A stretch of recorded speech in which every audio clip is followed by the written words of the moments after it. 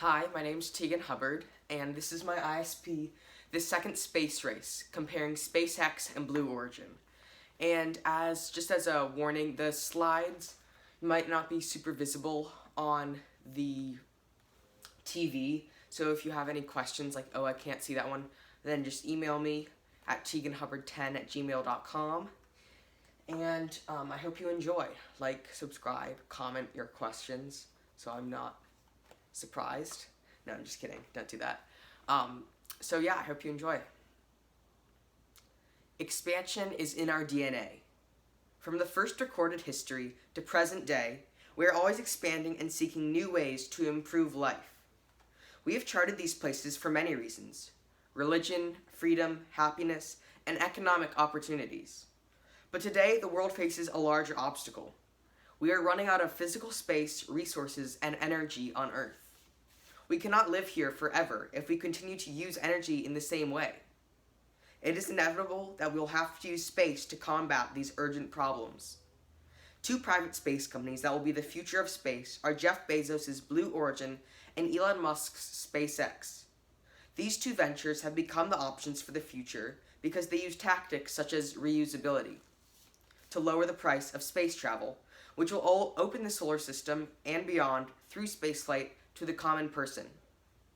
Exploring and comparing these two space companies is vital in helping the greater population better understand the urgency and need of exploring space.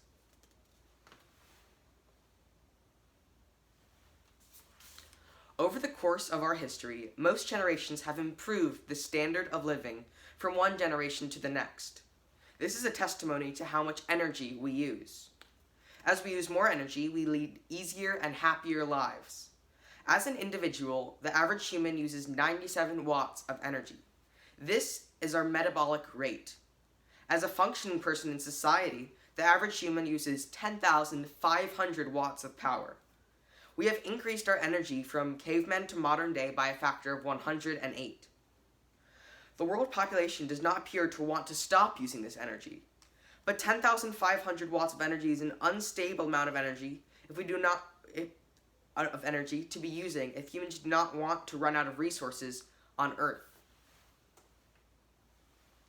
Also, mankind compounds their energy use by 3% every year. This is equivalent to doubling total energy use every 25 years. Currently, if you cover all of Nevada in solar cells, you could power the world. This may seem very challenging, but with the right resources, possible. In 200 years, you would have to cover all of Earth in solar cells.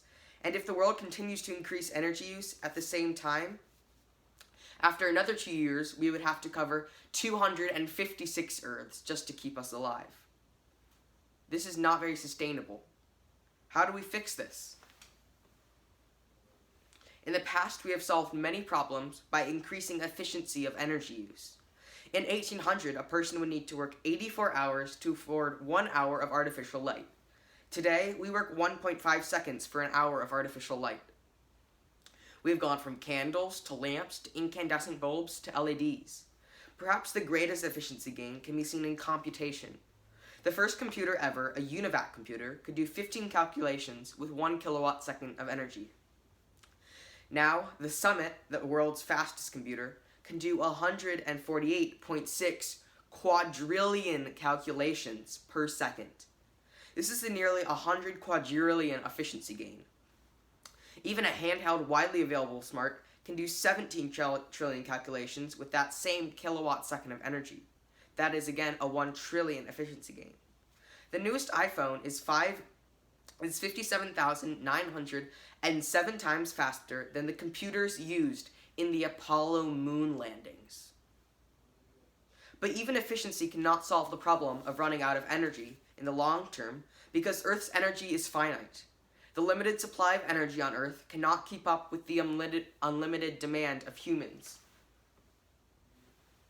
We would need to constantly be rationing to not run out of resources. As a world, mankind could not continue to expand and grow. For the first time in human history, the next generation would be living worse lives than those before them. We would either need to continue to ration indefinitely or die from lack of resources. A viable way for the human race to save themselves is space. Space, as we know it, has boundless resources. For the first time in human history, the increasing demand will be met with unlimited supply. Future generations will live much better lives than the ones right now. Humankind may look back at overpopulation and other problems, like our generation now look back at life before electricity. If the human race had a population of 1 trillion, we would have thousands of Mozarts and thousands of Einsteins. The human civilization would be beautiful. Why are we not already there? The answer is very simple. The cost of getting to space is too high. But, as humans always do, we have found a point of efficiency: reusability. If you can reuse a rocket every time you launch it, it drastically lowers the cost compared to throwing it out every single time it is used. Think of it like driving to the mall, then throwing away the car. Reusability will play a huge factor when considering space travel. In the great space race between the USA and the Soviet Union, America spent around 5% of tax money on NASA. This basically gave NASA all the money they needed to get to the moon. NASA was able to flourish because of this. After the Cold War, USA citizens were less concerned with space and more with immediate problems. Both the Soviets and the USA realized that space travel would not be very useful in their militaries. With less funding, NASA had to choose between two goals: sending humans to space or sending cargo to space. NASA was split. Hence, the space shuttle idea was created in 1976, 1 year after the end of the space race. It was created to please both sides of the human cargo argument, designed to carry humans and cargo to space. The space shuttle also wanted to achieve the goal of making reusable rockets cheaper than non-reusable rockets. It first launched in 1981. The space shuttle was not a good idea by NASA. It did not really please either side of the human cargo argument. It killed more people than any other spacecraft in history. The whole program cost $196 billion to create. At one point, NASA had to find parts for the space shuttle on eBay because they were not manufactured anymore. It did not achieve its goal of making reusable rockets cheaper because the refurbishing was so expensive. In 2010, President Barack Obama paved the way for private space companies by retiring the space shuttle. All of a sudden, NASA was behind. NASA was what the public looked up to for space. Since NASA had spent most of their time on the space shuttle, they were far behind on technology and reusability techniques. Private space companies were ready to take the spotlight. But are private space companies a good idea? There are many benefits and disadvantages to private space companies. Since they are private, they do not need to worry about letting the nation down by using their money the wrong way. But they do need to worry more about acquiring the funding. Without the government handing over money, it's much harder to get it. But what is to stop someone from arriving to Mars and claiming it? Legally, one cannot claim another celestial body, but these are some of the problems that can happen when you have this private space company. But there aren't really any other options. Two private space companies that are going to be the future of space travel are Blue Origin and SpaceX. These two space companies are using reusable rockets and are both run by successful business owners Jeff Bezos and Elon Musk, respectively. They are the only ventures to have a functioning, reusable rocket that lowers the cost compared to a non-reusable launch system. Other private space enterprises are behind on reusable rocket technology, like NASA, and it is unlikely that they will be able to catch up in the space race. But who are these space companies and their owners? Born to teenage parents in 1964, Jeff Bezos' dreams of space started at a very young age. As valedictorian in high school, he said, "The Earth is finite, and if the world economy and population is to keep expanding, then space is the only way to go." He thought to put solar power satellites in orbit around Earth to supply the world with cheap, abundant energy. Unlike most children dream of going to space as astronauts, Bezos dreamed of being a space entrepreneur. There was one problem with this that he would soon find out. Getting things to space costs a lot of money. After he graduated college, he decided that the internet would be the best way to make money for his space company. He wrote down a list of 20 things he might want to sell online. He chose books. In 1994, he started Amazon in his garage. He kept expanding Amazon until it is the shipment monopoly that it is now. After Bezos was named Time Person of the Year, he started Blue Origin in 2000. Blue Origin, when it was founded, was completely incognito. They didn't even have a website. The only way that people found out that Bezos had started a space company was through FAA reports. Blue Origin's goal is to preserve Earth and explore space. Bezos has decided that Earth is the best planet in our solar system, and he wants to keep it that way. He wants to move all industry to the moon and lots of people to space. If he did this, he would also solve climate change, as there would be no pollution on Earth. He wants a living, working colony of 1 trillion people in space. But how would this look? In 1975, Gerard O'Neill, a physicist, asked a very similar, interesting question. Are planetary surfaces the best place for humans to live in space? O'Neill came to the surprising conclusion that planetary surfaces were not the best place. He identified a few problems with them. First, they are very rare. Looking at all of space, there was so much more empty space than space with planets. It is much harder to find planets than find empty space. Second, planetary surfaces in our solar system are very small. The Moon, Mars, Venus, and Mercury are all significantly smaller than Earth, making it harder to hold more people. The other planets are gas giants, making it impossible to live on. Third, planets that are not in our solar system are very far away. The closest possible habitable second Earth, Proxima Centauri b, is 4.2 light years away. That equates to 25 trillion miles. Humans are nowhere close to light speed technology. It would take a probe thousands of years to get there, let alone a billion people. The journey is so long that the original crew would be long dead. And imagine the cost. If the space shuttle program costs $196 billion to finish, the price tag for an inner solar system mission would be astronomical. And for all planets, one cannot change the gravity, length of days, or length of years. It is also a very long process to terraform, change an inhabitable planet into a habitable one, a planet, and no one knows how to do it. Overall, it is very hard to live on a planetary surface that is not Earth. Gerard O'Neill was the first person to come up with the concept of living permanently in space, but not in a spacecraft or on a planetary surface. Named O'Neill colonies after the creator, O'Neill colonies are Earth-simulating settlements orbiting Earth, spinning to create artificial gravity. They would hold around 1 million people and completely resemble a place on Earth. They would be built from materials from the Oort cloud, a group of asteroids surrounding the innermost rocky planets. How is Blue Origin going to do this? Obviously, O'Neill colonies probably are not going to happen in the lifetime of anyone who is presently living. So what is Blue Origin doing right now? Blue Origin describes what they are doing as building the infrastructure for future generations to build upon. Blue Origin has several rockets that they are developing. The New Shepard launch vehicle is a suborbital spacecraft named after the first person to ever go into suborbital space, Alan Shepard. It'll be used for space tourism to fund their other rockets. It is a completely reusable vertical takeoff and landing vehicle. It is a one-stage spacecraft. The New Shepard vehicle has launched 12 times, with only one crashed on the first test flight. It has not yet started flying humans, but it has sent commercial payloads to space. Blue Origin also has a heavy lift launch vehicle. They plan to launch the maiden flight of this vehicle in 2021.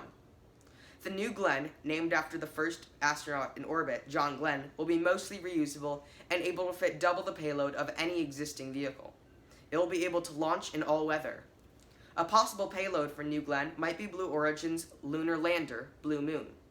Blue Moon is a soft landing spacecraft capable of delivering all sizes of payloads to the lunar surface. A beautiful thing about Blue Moon is its incredible engine. Unlike most spacecraft, the rocket booster can vary extensively in power. This is very important because as it descends to the moon, more and more gas is being used, making the vehicle lighter. The engine is not just a simple on and off. NASA has hired Blue Origin to return Americans to the moon by 2024. Blue Origin has hinted at a super heavy rocket named New Armstrong.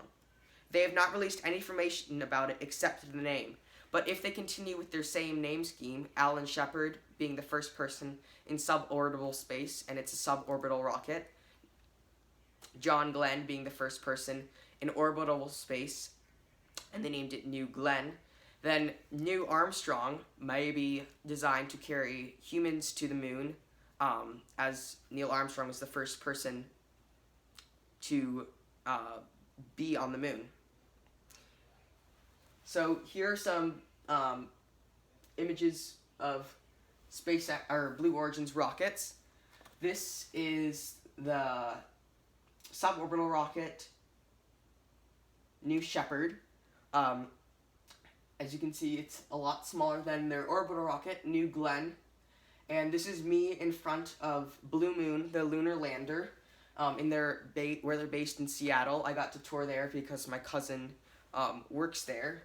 And here is a artistic depiction of what an O'Neill colony might look like.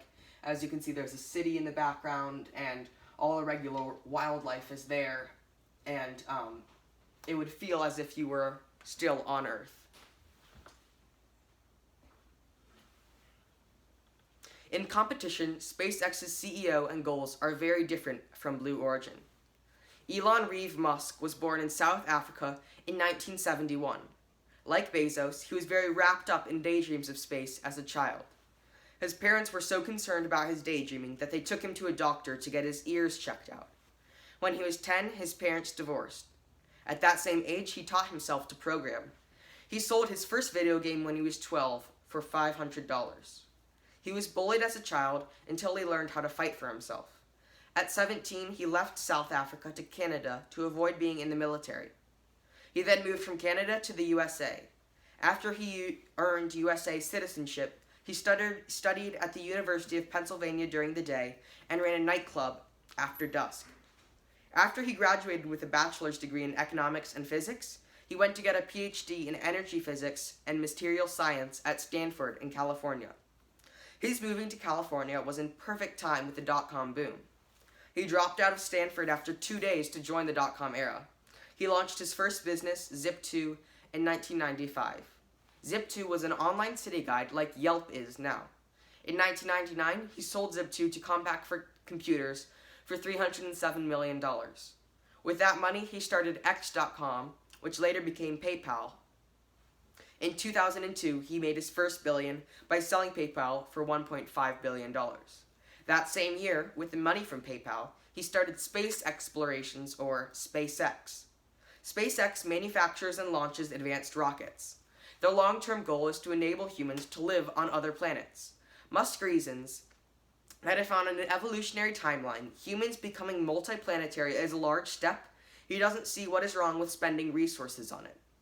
Musk wants to have Mars be a base to explore our solar system, then beyond. Right now, SpaceX is working on lowering the cost of going to space by using reusable rockets. SpaceX's first rocket was the Falcon 1, named after the Millennium Falcon from the Star Wars series. The Falcon 1 failed 3 times before it worked. With just barely enough funding, SpaceX launched the Falcon 1 successfully. The first flights had carried an assortment of satellites from the Air Force and NASA, and even some pots of cremated humans. On the 4th flight and first successful one, SpaceX had to launch up dead weight because no one would buy space on their rocket. The Falcon 1 only flew one more time after the 4th flight. Instead, they started working on the Falcon 9. 11 months later, SpaceX successfully launched it.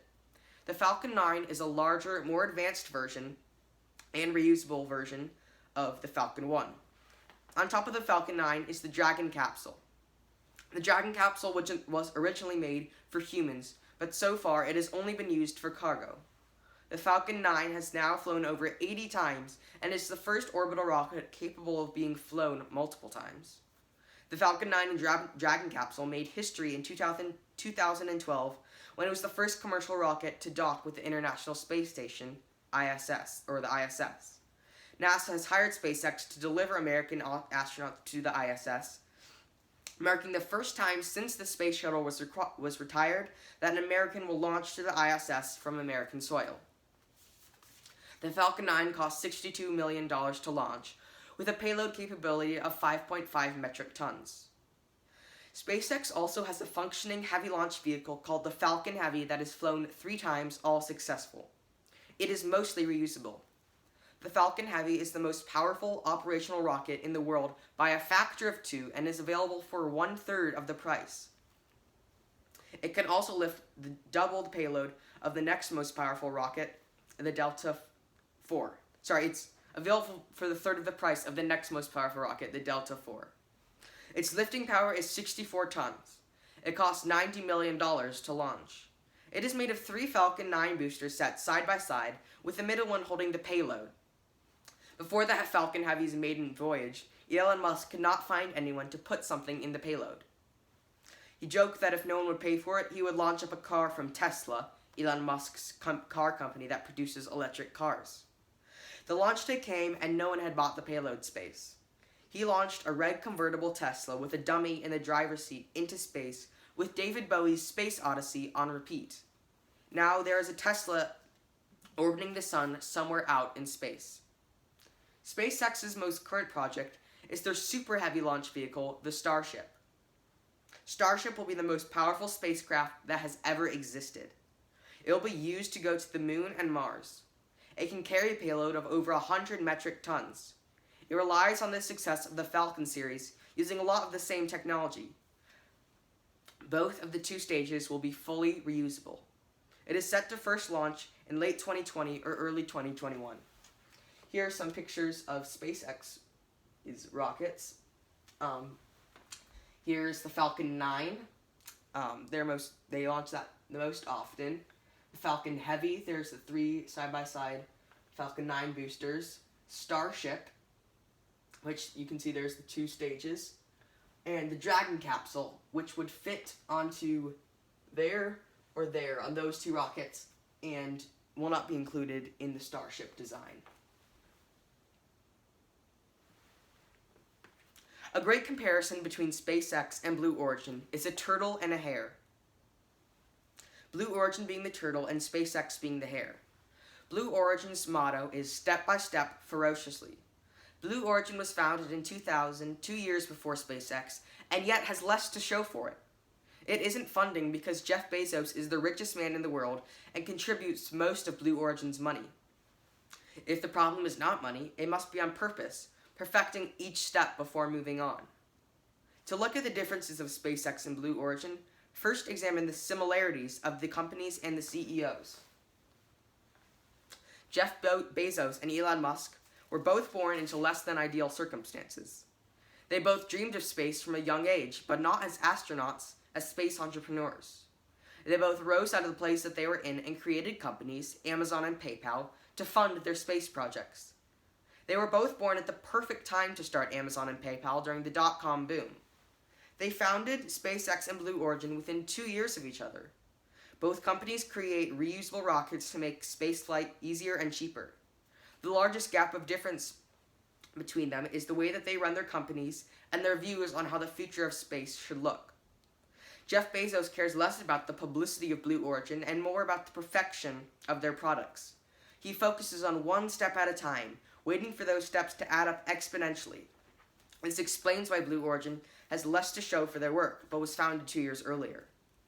He is looking at the very long term and realizes that in the scheme of winning the current space race, extreme publicity is not an advantage. In fact, it can be seen as a disadvantage. If one is always in the news, like SpaceX, you are more subject to scrutiny and people taking sides.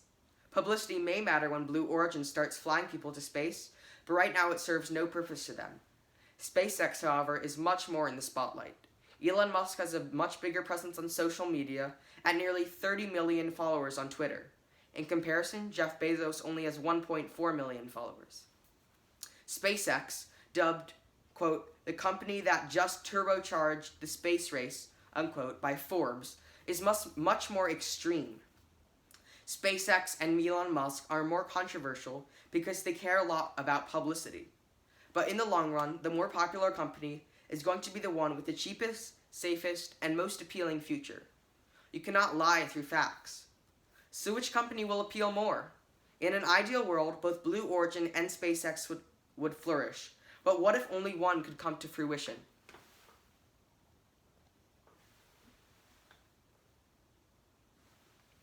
Here's another instance of the rabbit and the hare problem. Getting mankind to Mars will almost certainly happen before people are living and working in O'Neill colonies. But there are a lot more problems with living on Mars and other planets besides Earth than living in O'Neill colonies.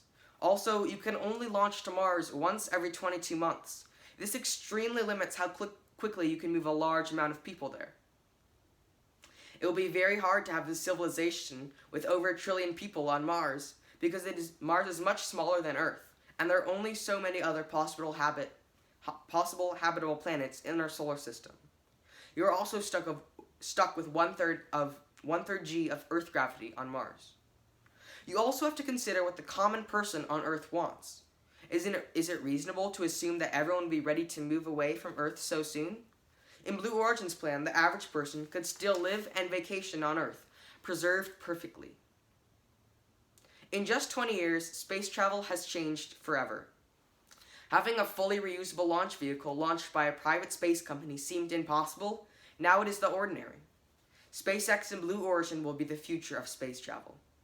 SpaceX dreams of taking us to Mars and beyond, while Blue Origin envisions a future close to Earth in O'Neill colonies. In the short term, SpaceX may achieve their goals sooner because getting to Mars is easier. Blue Origin's plan is more viable in the long term because it appeals more to the common person with the possibility of staying close to Earth while also solving immediate problems like climate change and overpopulation. Both programs are visionary. Each program has a different focus, but in the end, the result will lead humankind to a future in space. Thank you for coming to my ISP. I hope you enjoyed it. I enjoyed presenting it. And I am excited to see everyone in the Zoom and bring some interesting questions. I'm very excited for that. Have a good day. Like and subscribe, please. Good day.